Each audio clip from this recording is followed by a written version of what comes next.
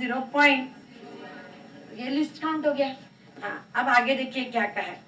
3 such measurements for a ball are given as follows. 3 measurements दिए हुए हैं। Okay, तो पहले इसमें मेन स्केल रीडिंग है 0.5 और वर्नियर स्केल के डिविजन है 8। तो पहले इसमें टोटल रीडिंग कितना लिखेंगे, ये VSR और ये लिखते हैं टोटल। अब बोलो, मेन स्केल रीडिंग 0.5 है तो 8 इंटू 0.01 यानी 0.08, तो ये हो जाएगा 0.58। सेकंड में ये है 0.5, ये है 4, तो ये हो जाएगा 0.04। ए समझे क्या, 0.54। वर्नियर स्केल रीडिंग होता है vernier scale division into list count, समझे। तीसरे में मेन स्केल रीडिंग है 0.5 और सिक्स्थ डिवीजन कोइंसाइड हो रहा है तो ये हो जाएगा 0.06, तो ये 0.56 आ गया। तीनों का लेंगे एवरेज और जो एवरेज आएगा उसको हम कहेंगे डायमीटर है।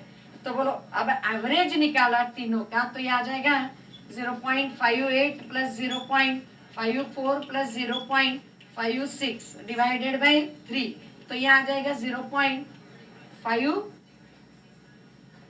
कितना आएगा 0.56 सेंटीमीटर, समझे। अब ये कहा गया है if the zero error is -0.03, error negative है तो करेक्टेड रीडिंग हम लिखेंगे, बोलो मेजर्ड वैल्यू माइनस एरर, है ना, measured minus error. Measured value कितने हमारे हिसाब से 0.56 माइनस 0.03, कितना आया रीडिंग 0.59।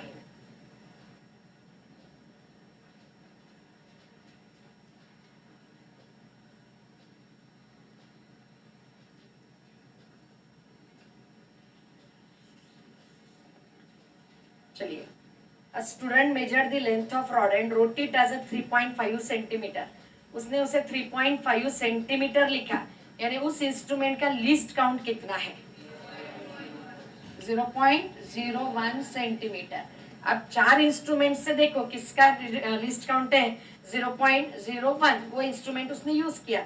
अच्छा, पहला दिया है मीटर स्केल, बोलो मीटर स्केल आप सब लोग यूज करते हो, उसका लिस्ट काउंट कितना है 1 millimeter, that is 0.1 centimeter, am I right?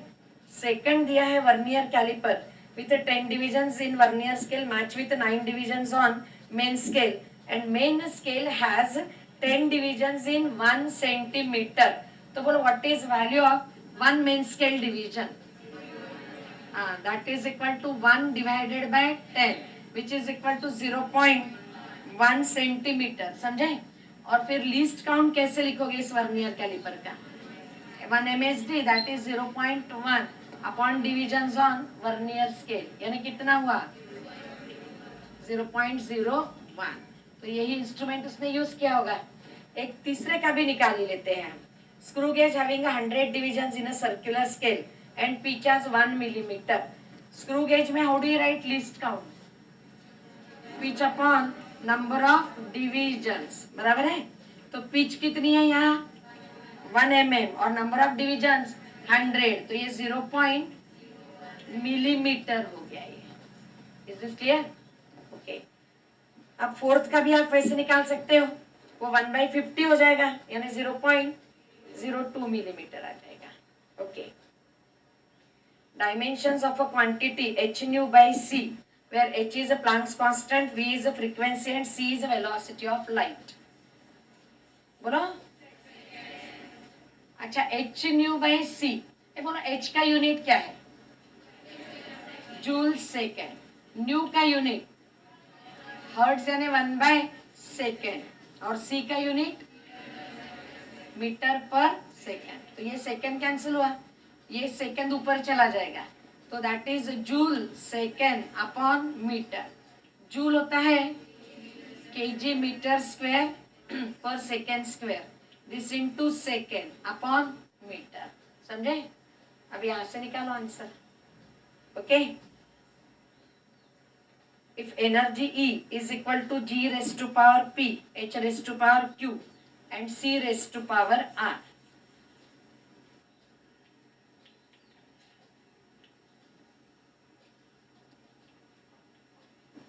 चलो मैं आगे पढ़ने से पहले आप मुझे एनर्जी का यूनिट बताएंगे। जूल, तो एनर्जी का यूनिट जूल यानी न्यूटन मीटर। चलो डायमेंशंस यहीं पे बता दो, M1N2T -2, तो एनर्जी की जगह ये लिखेंगे। फिर दूसरा है ग्रेविटेशनल कांस्टेंट। ग्रेविटेशनल कांस्टेंट का unit newton metre square upon KG square. अब यहाँ से इसके डायमेंशन लिख सकते हो, डायरेक्टली लिखो। क्या आता है? M -1 L3T -2। Is it okay? Then H दिया है, क्या दिया? H क्या है? Planck's constant. अब भी देखा हमने प्लांक्स कांस्टेंट का यूनिट जूल सेकेंड। जूल यानी होता है न्यूटन मीटर इनटू सेकेंड। क्या आ जाएगा? ये केजी मीटर पर second square, means it is M1 L2T -1। ठीक है। और लास्ट है वेलोसिटी ऑफ लाइट, ये यूनिट हो गया मीटर पर सेकेंड, यानी L1T -1। ठीक है। अब E दिया है उन्होंने G⁻P H⁻Q C⁻R, और वैल्यूज पूछिए P Q एंड R की। ओके, हाँ, तो करेक्ट आंसर आता है फर्स्ट ऑप्शन। सॉल्व करके दिखाओ। किया है आप लोगों ने, या जिन्होंने नहीं किया है वो कर लेंगे? श्योर? नहीं तो मैं करके दिखा सकती हूँ फटाफट। Anyone who is interested in solution, don't hesitate, raise your hand. नहीं? हाँ, बहुत जल्दी है तुम लोग घर जाने की। कर लेंगे ना? Okay. Body drop from a top of tower, cover. अच्छा, एक ऑब्जेक्ट ड्रॉप किया from the top of a building, how do you right ratio of distances covered by it in successive t seconds? 1:3:5:7। Do you remember? हाँ, अब इसी पे based एक ऐसा question दिया है।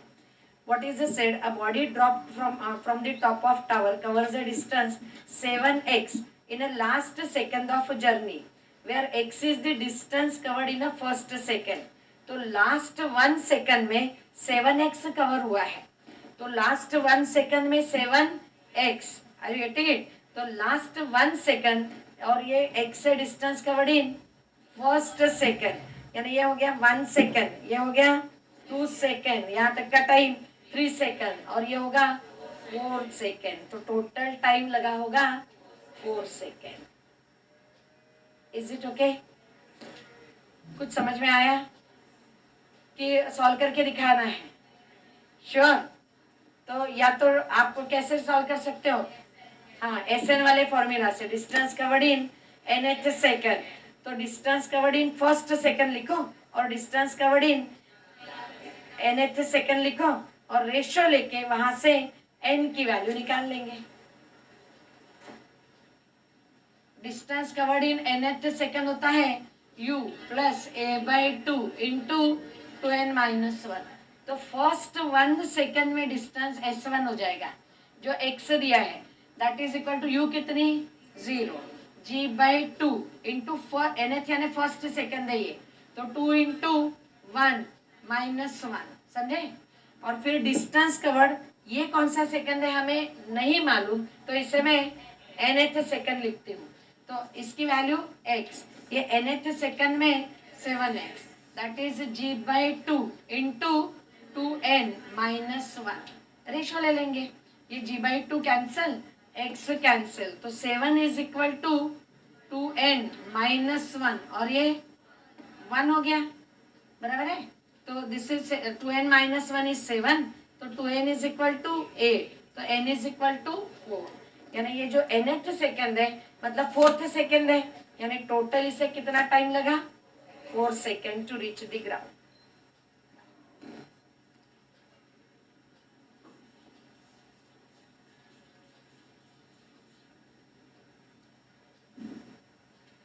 Voltage across a bulb rated 220 volt 100 watt drops by 2.5% of its rated value. the percentage of rated value by which power would decrease. अच्छा, how do you write? हाँ, कितना? 5%. बल्ब दिया है, कैसे लिखते हैं power consume by bulb? V square by R. बोलो voltage कम होगा तो पावर कम होगा, रेजिस्टेंस बदलेगा क्या? नहीं. और अब यहाँ चेंज है 2.5% का, 5% चेंज तक आप एरर वाले फॉर्मूले यूज कर सकते हो. समझ में आया? तो बोलो एरर वाले फॉर्मूला से percentage change in power delta P by P into 100 क्या लिखो? 2 delta V by V into 100. कितना है परसेंटेज चेंज इन वोल्टेज? 2.5%. तो ये हो गया 2 इंटू 2.5. तो percentage change in power 5. Is it okay?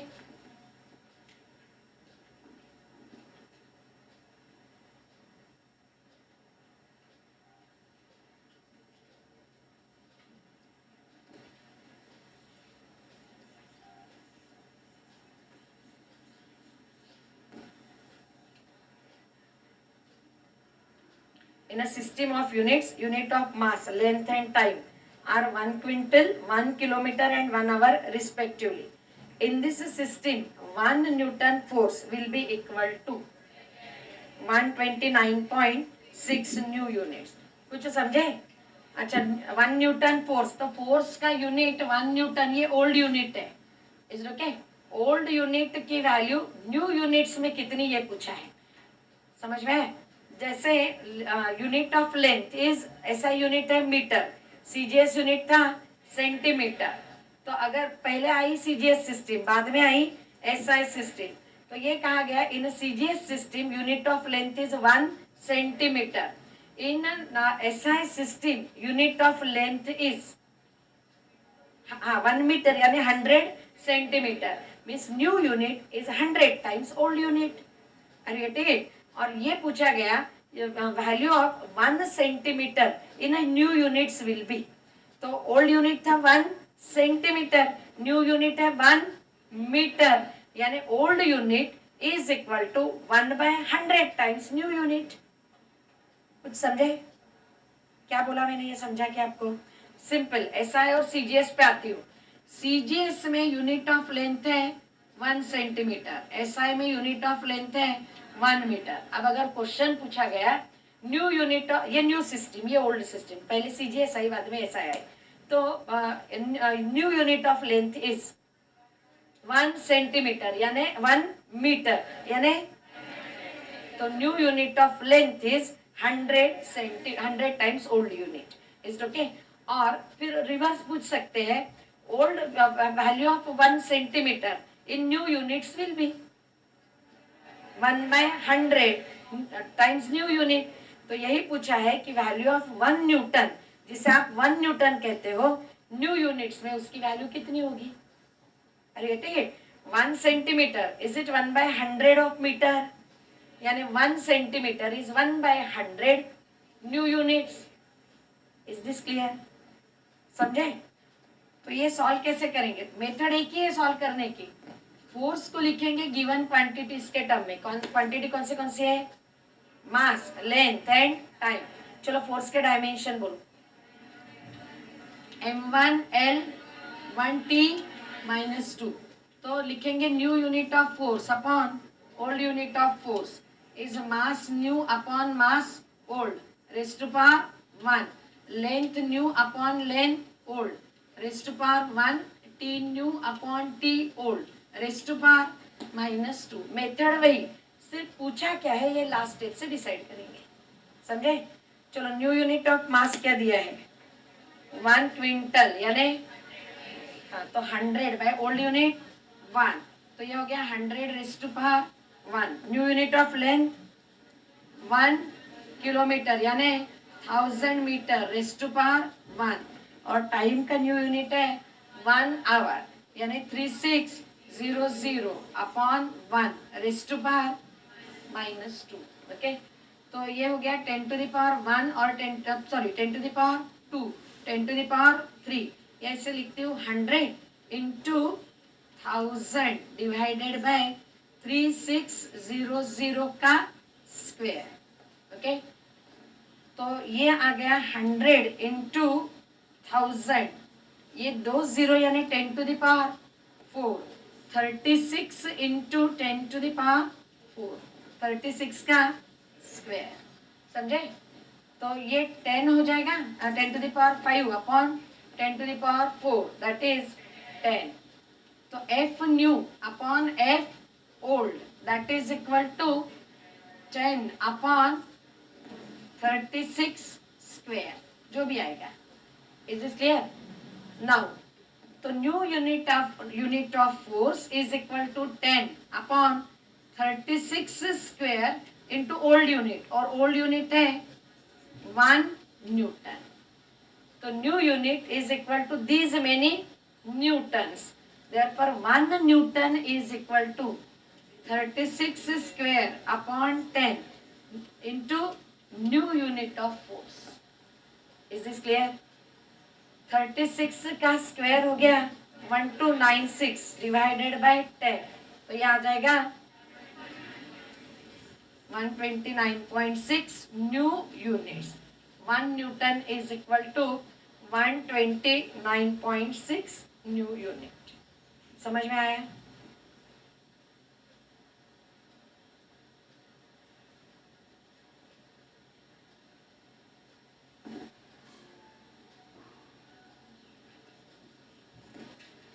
Angle subtended by a coin of radius 1 centimeter held at a distance of 80 centimeter from your eyes is. अच्छा ये बताइए, angle subtended by coin at your eyes, ये पूछा है. ये हो गया coin. Angle subtended by this coin at our eyes is this angle. अब इस एंगल को कौन सा एंगल कहते हो? Solid angle. Angle subtended by area at the point is solid angle. How do you write this solid angle? बोलो.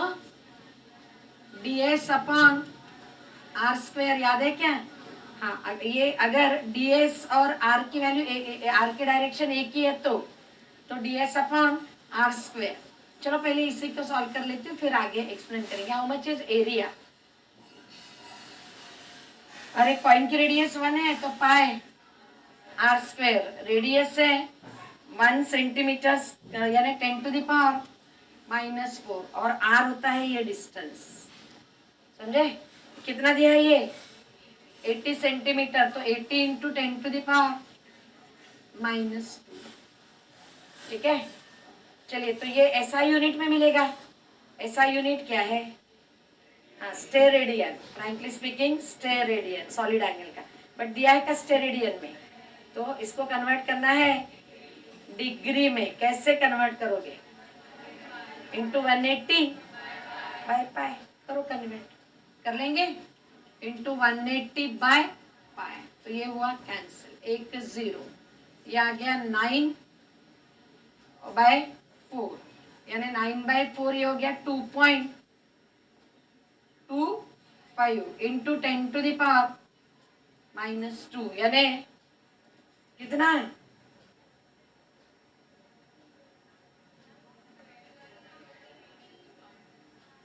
हाँ, radius का नहीं, ये तो स्क्वायर किया और ये भी स्क्वायर, तो ये 6400 आ जाएगा ना, इंटू 10 टू द पावर -4. ठीक है. ये 180. चलो पाई तो कैंसिल हुआ ही. 10 टू द पावर -4, ये 1/6.4 इंटू 10 टू द पावर 3, और ये 180 हो गया.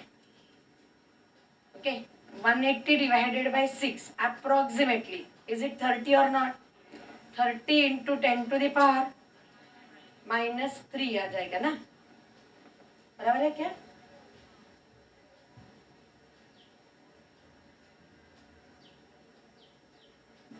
हाँ, what is the answer then? चलो 180 divided by 6.4 किया तो ये आ जाएगा 30 इंटू 10 टू द पावर -3 करो ना, 0.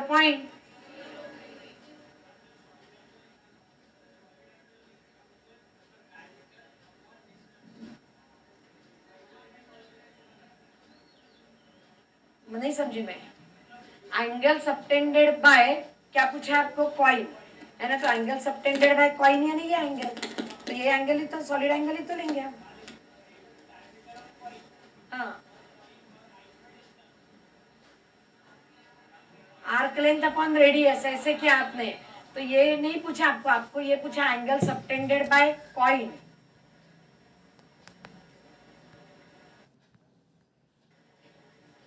आप दोनों में डिफरेंस समझो, आपने ये जो एंगल लिया है ये, तो ये angle subtended by two diametrical points हो गया।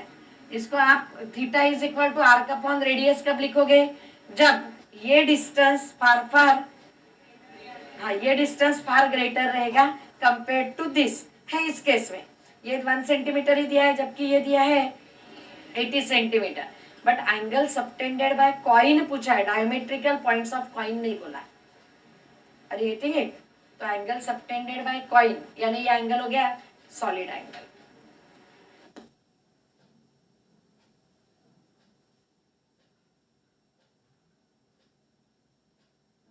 अच्छा, अगर आपके हिसाब से गए तो आपने ds अपॉन क्या निकाला,